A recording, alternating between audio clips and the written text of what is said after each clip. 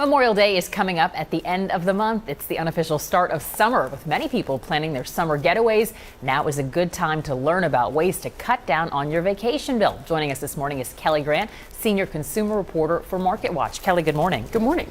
So let's talk a little bit about credit cards. We all know that some of our credit cards have benefits, but I feel like most of us just aren't using them the right way. We certainly aren't. And when it comes to booking a trip, that's really sometime that you want to look at all those credit card benefits and see really what that can get you. If you've got a hotel branded card, a lot of the times that means a free upgrade to a better room. If you've got an airline one, maybe some extra legroom seats or priority line access, free lounge access, all sorts of interesting things there. And then even if you just have a general travel rewards card or even a regular credit card, a lot of the times there are perks there like free car rental insurance and other things that could be pretty valuable. Plus, you can always redeem your rewards. Are those sort of the early bird gets the worm, or they're not under blackouts? Well, these sorts of rewards, a lot of times you are actually just booking using points like cash, so it's not something that's going to be a blackout. If you're using a particular airline or hotel program, some of that blackout periods might come into play, so you do want to pay attention there. Also, when it comes to lodging, it seems like your advice really is think outside of the box. Don't just go to a hotel. Don't just assume the hotel is really a pretty smart advice when you're thinking about something like a vacation rental. Instead,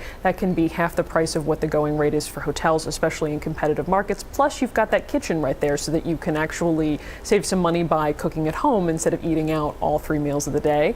But the cheapest option is actually doing something called a home exchange, where, if I'm going to go somewhere, I'll stay in your home. At the same time, though, you're staying in mine. So you have to be a little aware and willing to let some stranger stay in your house for a week. That part might become a little less appealing. I'm curious, though, what are your 3 favorite websites, or do you have 3 favorite websites if you want to book something where it's not an even exchange? Well, there are a variety of them in terms of sites that are out there. If you're just looking for a vacation rental, VRBO is great, HomeAway.com.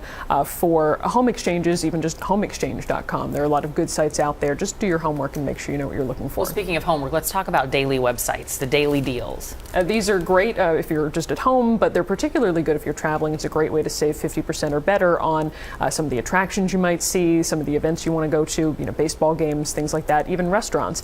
Just make sure that you are really assessing the cost, though, to see if that deal is a good one. We saw the Yankees offer a 54% discount on Groupon this week, but we noticed that a lot of their tickets were selling for substantially less than that. So you might be better off buying at the last minute. Well, in those same cases. thing goes with airlines. It seems like even if Expedia or Orbitz has a great deal, you should always go to the independent website, which I was unaware of. That's something that we've seen more often in recent months. The airlines have really been using all of their tricks to get people to book directly instead of going through one of those general travel sites like Orbitz or Expedia.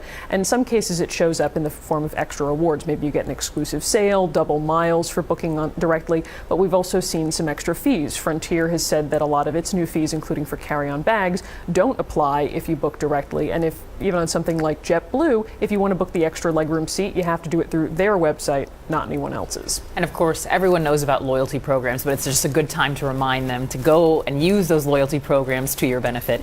Kelli Grant, senior consumer reporter for MarketWatch. Kelli, thank you so much. Thank you.